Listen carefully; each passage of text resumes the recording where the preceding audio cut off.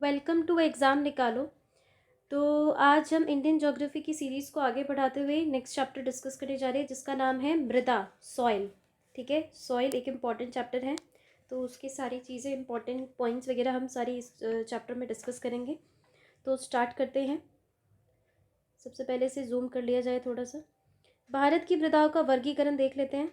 सबसे पहले वर्गीकरण देख लेते हैं। ठीक है, वर्गीकरण में आपके हैं जलोढ़ मृदा है, काली मृदा है, लाल और पीली मृदा है, लेटेराइट मृदा है, शुष्क मृदा है, लवणीय मृदा है, पिट मृदा है, वन मृदा है। ठीक है, इस टाइप की मृदा पाई जाती हैं। जलोढ़ को जैसे एल्यूवियल बोला जाता है, इसको ब्लैक सॉइल बोला जाता है, रेगुर भी बोला जाता है। रेड एंड येलो ये लेटेराइट है, ये ड्राई है, ये सेलाइन है, ये पेट है, ये वन मृदा है। ठीक है, तो अब इसको स्टार्ट कर लेते हैं। थोड़े इंपॉर्टेंट पॉइंट्स हम देख लेते हैं इसके बारे में। इसको थोड़ा जूम करके स्टार्ट करते हैं। तो जो सॉइल है, इसकी मृदा शब्द की उत्पत्ति लैटिन भाषा के शब्द सोलम से हुई है, जिसका शाब्दिक अर्थ है फर्श यानी फ्लोर। भारत के सर्वाधिक क्षेत्र में कौन सी मृदा पाई जाती है? हमें पता है जलोढ़ मृदा, एलुवियल इसको बोलते हैं, इंग्लिश में कछारी मृदा भी बोलते हैं इसको। ठीक है, रेगुर मृदा को किस अन्य नाम से जाना जाता है? काली मृदा। अभी बताया मैंने, रेगुर मृदा को ही काली मृदा को ही रेगुर मृदा बोला जाता है। ठीक है, रेगुर मृदा का सर्वाधिक विस्तार किस राज्य में है? तो ये महाराष्ट्र में है, सबसे ज़्यादा महाराष्ट्र में है। ठीक है, और गुजरात में भी पाई जाती है ये काली, क्योंकि ये काली मृदा जो है कॉटन के कल्टीवेशन में बहुत इंपॉर्टेंट होती है। नेक्स्ट देख लेते हैं, मालवा पठार यानी मालवा प्लेट्यू में किस मृदा की अधिकता है? तो काली मृदा की ही है। मालवा प्लेट्यू जो है तो ये गुजरात से महाराष्ट्र तक में फैला हुआ है, तो ये काली मृदा है। काली मृदा को स्वतः जुताई वाली मृदा भी कहा जाता है, यानी सेल्फ प्लगिंग सॉइल भी बोला जाता है इसको। सेल्फ प्लगिंग सॉइल भी बोला जाता है। ठीक है, स्वतः जुताई वाली मृदा जिसमें सिंचाई की कम आवश्यकता पड़ती है। यह मृदा कपास की खेती के लिए सबसे उपयुक्त मानी जाती है, क्योंकि पानी को एक तरह से रोक के रखती है अपने पास, और इस पर सिंचाई की आवश्यकता इस पर कम पड़ती है। पीला रंग फेरिक ऑक्साइड के कारण होता है, जबकि लाल रंग लोहे के ऑक्साइड के कारण होता है। जैसे लाल पीली मृदा जो होती है, तो पीला रंग किसके कारण होता है? फेरिक ऑक्साइड के कारण, और लाल रंग जो होता है वो लोहे के ऑक्साइड के कारण होता है। ठीक है, नेक्स्ट देखते हैं लेटेराइट सॉइल। लेटेराइट मृदा जो है ये मुख्यतः किन राज्यों में पाई जाती है? तो ये केरल, कर्नाटक और महाराष्ट्र में पाई जाती है। लेटेराइट मृदा जो है ये किस में पाई जाती है? केरल, कर्नाटक और महाराष्ट्र में। ठीक है, नेक्स्ट देखते हैं, क्योंकि ये ज़्यादा मतलब ज़्यादा इसमें है ना उपजाऊ नहीं होती है ये लेटेराइट मृदा। ठीक है, तो केरल कर्नाटका महाराष्ट्र में पाई जाती है। नेक्स्ट देखते हैं लोहे की मृदा। लोहे की मात्रा अधिक होने के कारण कौन सी मृदा दिनों दिन अनुवर यानी इनफर्टाइल होती जा रही है? तो लेटेराइट। मैंने बोला आपको लोहे की मात्रा इसमें ज़्यादा होती है, इसीलिए इनफर्टाइल सॉइल है ये।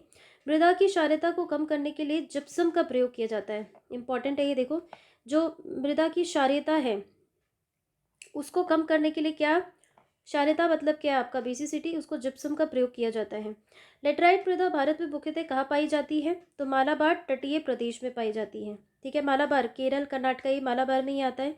सबसे कम जल धारणा क्षमता किस प्रकार की मृदा में होती है? बलुई डोमट मृदा में होती है सबसे कम, क्योंकि इस पर कंकर पत्थर वगैरह सारी चीज़ें होती हैं, तो जल धारण क्षमता इसकी सबसे कम होती है। और सबसे ज़्यादा जल धारण क्षमता किसकी होती है? आपकी क्लेई सॉइल की होती है, क्ले मिट्टी की। ठीक है, ठीक है, नेक्स्ट देख लेते हैं, पौधों को सबसे अधिक जल किस प्रकार की मृदा से प्राप्त होता है? तो चिकनी मृदा से। बोला मैंने आपको, क्ले सॉइल जो होती है उससे उसके अंदर जल ग्रहण क्षमता अधिक होती है।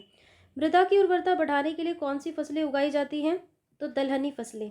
ठीक है, मृदा की उर्वरता बढ़ाने के लिए दलहनी फसलें उगाई, तो मृदा की उर्वरता बढ़ाने के लिए कौन सी फसलें उगाई जाती हैं? दलहनी फसलें उगाई जाती हैं।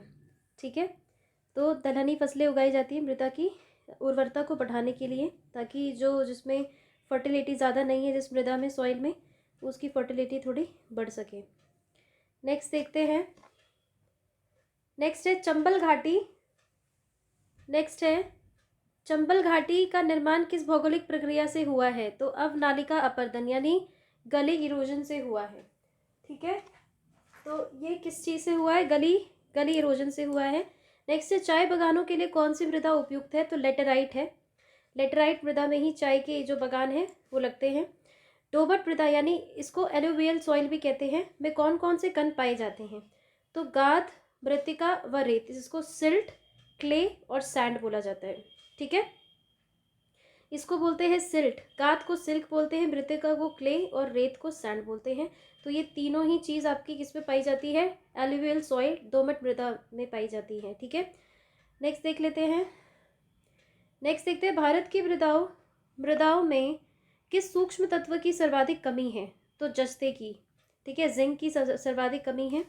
नेक्स्ट है, गंगा के मैदान की पुरानी जलोढ़ मृदा क्या कहलाती है? तो बांगर कहलाती है। नई जो होती है, नई जलोढ़ मृदा, उसको खादर कहते हैं। ठीक है, खादर। और पुरानी जो हो जाती है, पुरानी होती है, उसे भांगर कहते हैं। ठीक है, भांगर।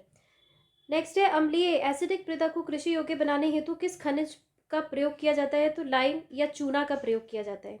एसिडिक जो एसिडिक होती है उसके लिए लाइम या चूना का करा जाता है, और जो क्षारीय यानी बेसिक जो होती है उसके लिए किसका करते हैं? हम देखा था हमने, उसके लिए जिप्सम का करते हैं। ठीक है, जिप्सम का। नेक्स्ट है, भारत में सर्वाधिक क्षारीय मृदा किस राज्य में पाई जाती है? उत्तर प्रदेश में पाई जाती है।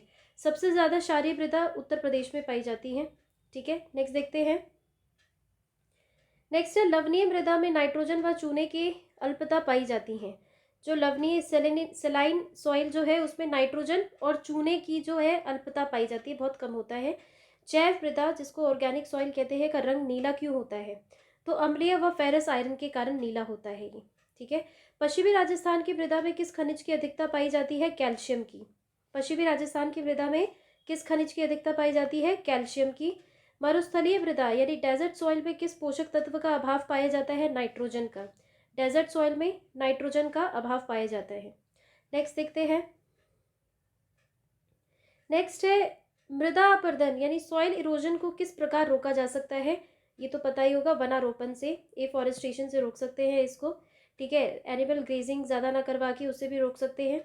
तो उससे सॉइल इरोजन होता है, सारी चीज़ें इन सबको करके सबसे ज़्यादा तो एफॉरेस्टेशन है, ज़्यादा से ज़्यादा वनारोपण करके हम इसको रोक सकते हैं। और एक चीज़ और इसमें देख लेते हैं कि पीएच मान के अनुसार मृदा की प्रकृति क्या है।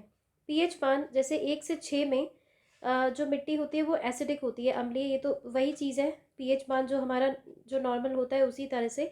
7 जो है उदासीन मृदा होती है, न्यूट्रल। 8 से 14 जो होती है वो क्षारीय यानी एल्कलाइन सॉइल होती है। ठीक है, तो एक इसमें ये है कि लाल और पीली मृदा जो होती है, लाल और पीली मृदा अम्लीय प्रकृति की होती है, जिसमें नाइट्रोजन, फास्फोरस और ह्यूमस मतलब जैव पदार्थ की कमी होती है। ह्यूमस मतलब जैव पदार्थ की कमी होती है, किसमें? लाल और पीली मृदा में। ठीक है, अम्लीय प्रकृति की होती है, ये एसिडिक टाइप की होती है, हमने देखा अभी ऊपर। और इसमें नाइट्रोजन, फास्फोरस और ह्यूमस की कमी होती है। तो ये हमारा पूरा चैप्टर था। ठीक है, सॉइल के बारे में, मृदा। इसी में हम एक नेक्स्ट चैप्टर पे डिस्कस करेंगे, प्राकृतिक वनस्पतियाँ। ठीक है, प्राकृतिक वनस्पतियाँ हम इस पे डिस्कस करेंगे, नेचुरल वेजिटेशंस। तो सबसे पहले इस पे देख लेते हैं। सबसे पहले इस पे है विभिन्न प्रकार के वन समूह का वनावरण। ठीक है, तो समूह 1 में कॉस्ट किस टाइप की आती है? उष्णकटिबंधीय आर्द्र सदाबहार वन यानी ट्रॉपिकल वेट एवरग्रीन फॉरेस्ट, जिसका 2.92% है। ठीक है, और ये इतना इम्पोर्टेंट है भी नहीं जितना ये विभिन्न प्रकार के वन समूह के बारे में बताया। ये सब ये पता होना चाहिए कि किस टाइप के होते हैं। जैसे ट्रॉपिकल वेट एवरग्रीन फॉरेस्ट होते हैं, ट्रॉपिकल सेमी एवरग्रीन फॉरेस्ट होते हैं। ठीक है, और सबसे ज़्यादा अगर देखें तो समूह 5 की जो है ये ट्रॉपिकल ड्राई डेसिडियस फॉरेस्ट सबसे ज़्यादा है। इसकी प्रतिशत कितना है? 41.87% है। ठीक है, उसके बाद है ट्रॉपिकल सेमी एवरग्रीन फॉरेस्ट की प्रतिशतता, नहीं, उसके बाद है ट्रॉपिकल मॉइस्ट डेसिडियस फॉरेस्ट की प्रतिशतता है 19.73%। फिर 13.79 ट्रॉपिकल सेमी एवरग्रीन फॉरेस्ट की है। ठीक है, तो ये इतना कोई इंपॉर्टेंट नहीं है, बस ये पता रहना चाहिए कि सर्वाधिक कौन सा है। तो सर्वाधिक हमारा है ट्रॉपिकल ड्राई डेसिडियस फॉरेस्ट है। ठीक है, चलो आगे नेक्स्ट देख लेते हैं।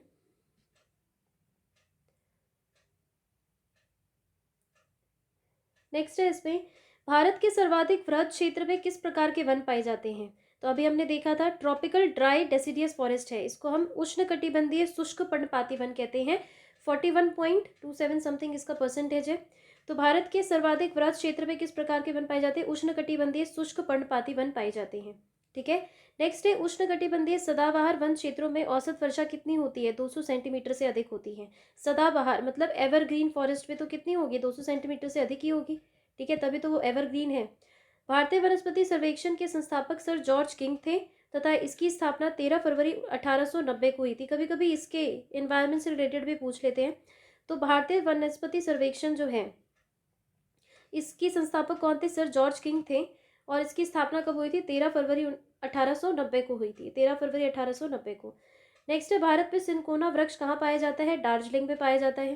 ठीक है, कहाँ पे? दार्जिलिंग में। कत्था बनाने हेतु किस वृक्ष की लकड़ी का प्रयोग होता है? खैर लकड़ी का। ठीक है, खैर लकड़ी का कत्था बनाने के लिए प्रयोग होता है। कत्था जो पान वगैरह में लगता है। सामाजिक वानिकी में प्रयुक्त बहुउद्देशीय वृक्ष का उदाहरण क्या है? खेजड़ी यानी खेजड़ी। खेजड़ी ये बहुउद्देशीय वृक्ष है। नेक्स्ट देखते हैं। नेक्स्ट है, भारत में वन संरक्षण अधिनियम यानी फॉरेस्ट कंजर्वेशन एक्ट किस वर्ष पारित हुआ? तो वर्ष 1980 में पारित हुआ। कब हुआ? वर्ष 1980 में। सागौन यानी टीक किसको बोलते हैं और साल के वृक्ष किस प्रकार के वनों में पाए जाते हैं? तो उष्णकटिबंधीय आर्द्र पर्णपाती वन। ठीक है, उष्णकटिबंधीय आर्द्र पर्णपाती यानी वेट डेसिडियस फॉरेस्ट में। पश्चिम हिमालय की शीतोष्ण पेटी जो टेम्परेट जोन है, शीतोष्ण पेटी को टेम्परेट जोन कहते हैं, में देवदार वृक्षों की बाहुल्यता है। ठीक है, देवदार वृक्ष ज़्यादा पाए जाते हैं इसमें टेम्परेट जोन में, क्योंकि बड़े बड़े भी होते हैं देवदार। और बोला भी जाता है कि सबसे ज़्यादा ऊंचे अगर पेड़ कौन से हैं, वृक्ष कौन से हैं पूरे उसमें, तो देवदार है।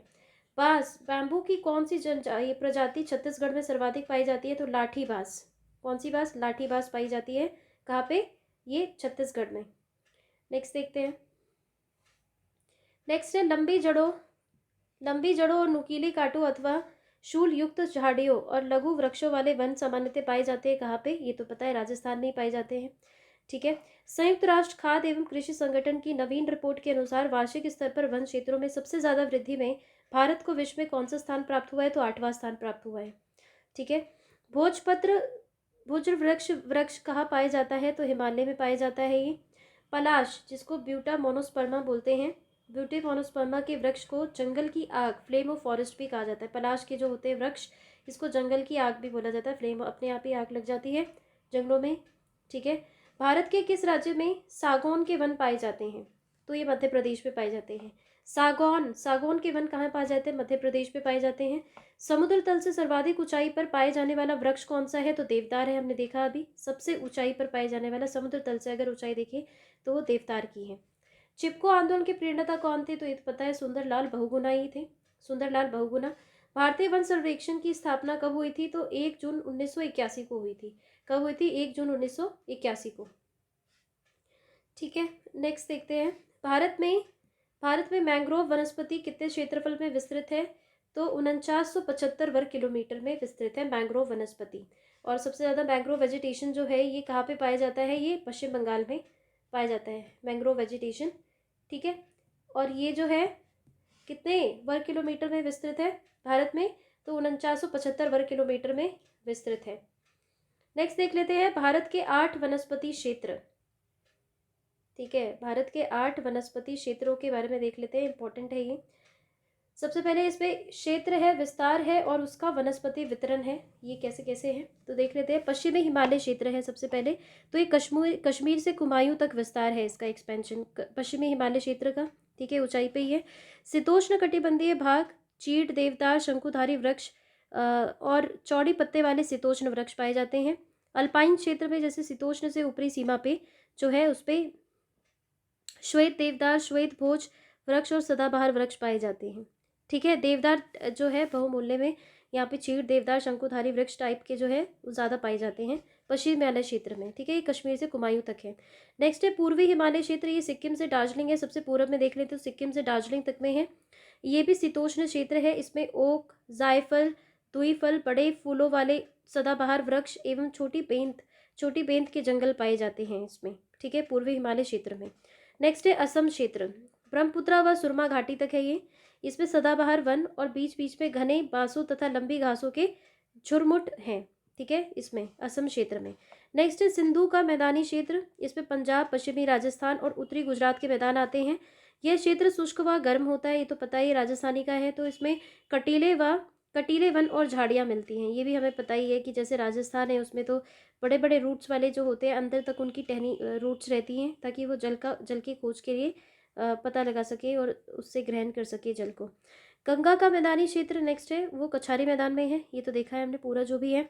एलिवियल जो भी पार्ट है उसका प्लेन, उसमें फैला हुआ है। इनमें गेहूँ, चावल और गन्ने की खेती होती है। ठीक है, गेहूँ, चावल और गन्ने प्रमुख हैं इसमें।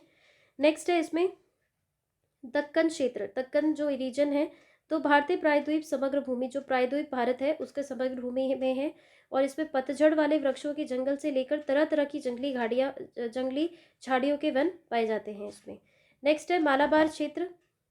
मालाबार क्षेत्र में प्रायद्वीपीय तट, मालाबार क्षेत्र जो है प्रायद्वीपीय तट में, इसमें घने जंगलों के अतिरिक्त व्यापारिक फसलें पाई जाती है, जैसे नारियल, सुपारी, काली मिर्च, कॉफ़ी, चाय, रबर और काजू आदि। ये सारी क्या है, कमर्शियल क्रॉप्स हैं। नारियल हो गया, सुपारी हो गया, काली मिर्च हो गया, कॉफ़ी, चाय, रबर और काजू। ठीक है, तो मालाबार क्षेत्र में पाए जाते हैं। ये प्रायद्वीपीय तट है। अंडमान क्षेत्र आ जाता है लास्ट हमारा, अंडमान द्वीप में है ये। इसमें सदाबहार, अर्ध सदाबहार, कच्छ वनस्पति, समुद्र तटीय व अपलावी जंगलों की अधिकता है। ठीक है, नेक्स्ट अब देख लेते हैं भारत के प्रमुख वानिकी शोध संस्थान। ये भी इंपॉर्टेंट है, इससे इसके स्थापना वर्ष पूछ लिया जाता है, क्षेत्र पूछ लिया जाता है। ठीक है, तो शोध संस्थान है, स्थापना कब हुई थी, क्षेत्र और राज्य कौन से, किस राज्य से रिलेटेड है। तो फॉरेस्ट रिसर्च इंस्टीट्यूट 1906 में स्थापना हुई थी। ये देहरादून तो उत्तराखंड में है। ठीक है, देहरादून उत्तराखंड के देहरादून में है ये। एरिड फॉरेस्ट रिसर्च इंस्टीट्यूट, ये कहाँ पे, ये 1985 में हुई थी स्थापना इसकी। ये जोधपुर में है। एरिड से हम इसलिए कर सकते हैं कि एरिड मतलब क्या, एक तरह से सूखा, तो कहाँ पे हो सकता है, वो राजस्थान में ही है, तो जोधपुर में है। Institute of would science and technology, ये 1938 में स्थापना हुई थी। ये बेंगलुरु कर्नाटका में, कर्नाटका के बेंगलुरु में है। रेन फॉरेस्ट रिसर्च इंस्टीट्यूट, ये 1988 में हुई थी स्थापना इसकी। ये जोरहाट असम में है। ठीक है, जोरहाट असम में। Institute of forest genetics and tree breeding, ये कहाँ पे है, ये 1988 में हुई थी इसकी स्थापना। ये भी कोयम्बटूर, तमिलनाडु के कोयम्बटूर में है। Centre of social forestry and eco rehabilitation, इसका 1992 में इसकी स्थापना हुई थी। ये प्रयागराज उत्तर प्रदेश में है। ठीक है, प्रयागराज उत्तर प्रदेश में। नेक्स्ट देख लेते हैं। नेक्स्ट है हिमालयन फॉरेस्ट रिसर्च इंस्टीट्यूट, ये 1977 में स्थापना हुई थी इसकी। शिमला, हिमाचल प्रदेश के शिमला में है ये। ठीक है, advance centre for biotechnology and mangrove forest, ये 1997 में इसकी स्थापना हुई थी। ये तेलंगाना के हैदराबाद में है ये। ठीक है, ट्रॉपिकल फॉरेस्ट रिसर्च इंस्टीट्यूट 1988 में हुई थी। ये जबलपुर, मध्य प्रदेश के जबलपुर में स्थित है। Institute of forestry research and human resource development, ये 1995 में हुई थी स्थापना इसकी। ये मध्य प्रदेश के छिंदवाड़ा में है। ठीक है, छिंदवाड़ा में। इंस्टीट्यूट ऑफ फॉरेस्ट प्रोडक्टिविटी 1993 में इसकी स्थापना हुई थी। ये झारखंड के रांची में है। Indian plywood industries research and training institute, ये जो है ये कर्नाटक के बेंगलुरु में है। 1962 में इसकी स्थापना हुई थी। Indian institute of forest management 1982 में स्थापना हुई थी इसकी। ये मध्य प्रदेश के भोपाल में है। जीबी पंत हिमालय पर्यावरण एवं विकास संस्थान, ये 1988 में हुई थी इसकी स्थापना। अल्मोड़ा, उत्तराखंड के अल्मोड़ा में है। नेक्स्ट है उष्णकटिबंधीय वनस्पति उद्यान और अनुसंधान संस्थान, इसका 1979 में स्थापना हुई थी। ये केरल के तिरुवनंतपुरम में है। ठीक है, केरल के तिरुवनंतपुरम में। तो ये कुछ शोध संस्थान उसकी स्थापना वर्ष थे। तो इसमें सबसे इम्पॉर्टेंट ये है फॉरेस्ट रिसर्च इंस्टीट्यूट। ठीक है, ये देहरादून में क्वेश्चन पूछा हुआ भी है। तो फॉरेस्ट रिसर्च इंस्टीट्यूट, इसकी स्थापना 1906 में हुई थी। ये उत्तराखंड के देहरादून में है। ठीक है, तो इस पर कुछ जैसे एरिड फॉरेस्ट रिसर्च इंस्टीट्यूट हो गया, centre of social forestry and eco rehabilitation, ये प्रयागराज उत्तर प्रदेश में। कुछ इंपॉर्टेंट है वो एक बार देखा जा सकता है। तो ये इंपॉर्टेंट कुछ नेचुरल वेजिटेशंस के बारे में था। ठीक है, भारत के 8 वनस्पति क्षेत्र हैं उसके बारे में डिस्कस कर लिया हमने, नेचुरल वेजिटेशन भी देख लिया, और ओवरऑल सॉइल से रिलेटेड जितना भी हमसे हो सकता था, जितने भी इंपॉर्टेंट पॉइंट्स थे वो हमने कवर कर लिए इस लेक्चर में। तो आज के इस लेक्चर में बस इतना ही। मिलते हैं नेक्स्ट लेक्चर में नेक्स्ट टॉपिक के साथ। तब तक के लिए थैंक यू।